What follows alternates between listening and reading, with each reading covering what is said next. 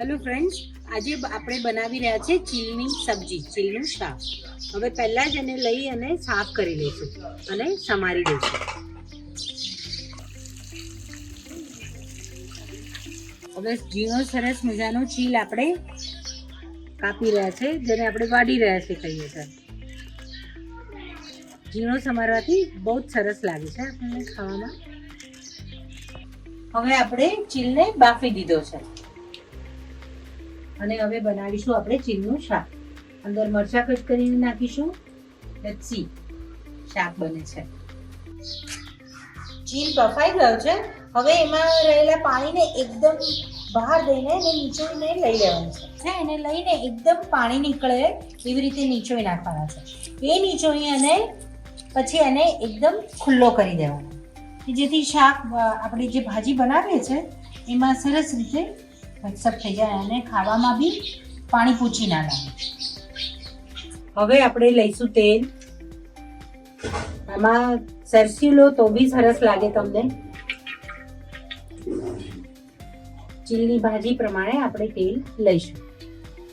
ભાજીમાં થોડું તેલ હોય તો સરસ લાગે. હવે તેલ લઈને આપણે ભાજીનો વઘાર કરીશું. તેલ આવે એટલે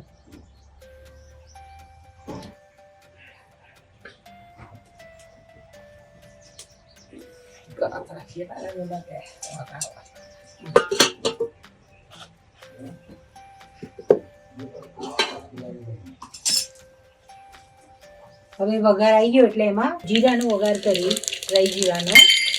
એમાં લસણ નાખીશું. લસણ સરસ તતડી જાય એટલે ચમચાથી હલાવી અને સરસ મજાનું તતડાવી દઈશું. એમાં હવે નાખીશું આપણે મરચાં, લીલા મરચાં કટ કરેલા. એ આપણા ટેસ્ટ પ્રમાણે લઈશું.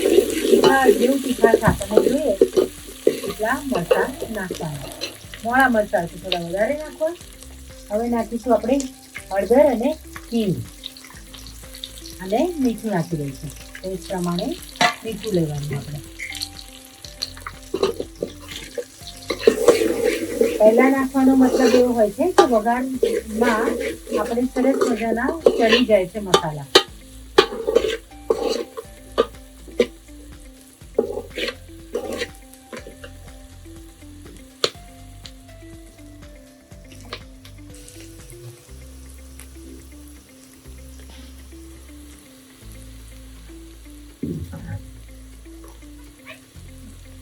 ચડી ગયો છે એટલે આપણે બાફેલીને જે છૂટી પાડી છે એ ચીલની ભાજી નાખી દઈશું.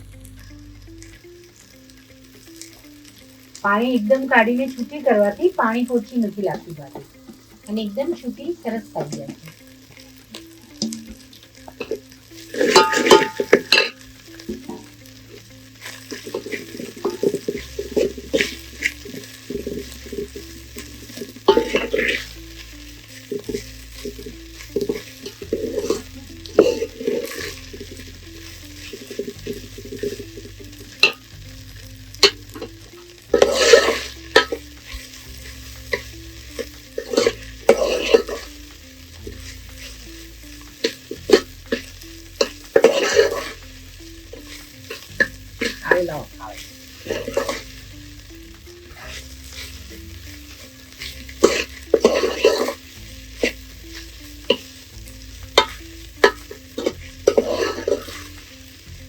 યસ ફ્રેન્ડ્સ, હવે તૈયાર આપણી ચીલની ભાજી તૈયાર છે. બસ આવી સરસ ચડી જાય એટલે એને થાળીમાં લઈ લઈશું. તેલ છૂટી જાય એટલે આપણી ભાજી તૈયાર છે. હવે આપણે એને કાઢી લઈશું.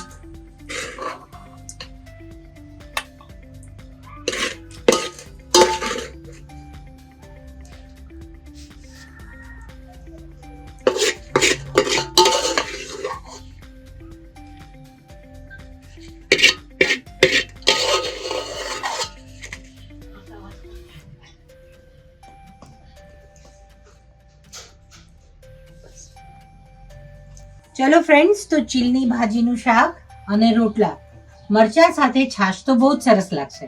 ચલો તો આપણે ખાઈએ આને રોટલી સાથે, પરાઠા સાથે. કોઈની બી સાથે ખાઈ શકો છો.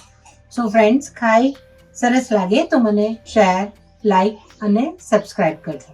નમસ્કાર.